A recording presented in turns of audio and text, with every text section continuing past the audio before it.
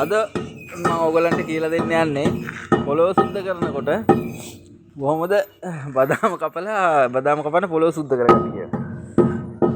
මේ බිල්ඩින් එකේ ගොඩක් දුරට ගොඩක් බදාම හැලිලා විනාශ වෙලා තියෙන්නේ. මේ දැන් අපි 3-4 පාරක් සුද්ධ කරලා හොඳටම සුද්ධ කරගන්න. මේ උඩ පොත්ත යන්න සුද්ධ කරගන්න ඕනේ හොඳට. අපි මේ වතුර දදා තමයි උඩ පොත්ත ගලවන්නේ. මේ බලන්න මේ හැමතැනම අපි මෙන්න මේ වගේ හොඳට සුද්ධ කරගන්න මේ දැන් ඔය තියෙන තව කඩන්න දිනවා. ස්ලැබ් එක මතු වෙනකන් හොඳට සුද්ධ කරගන්න.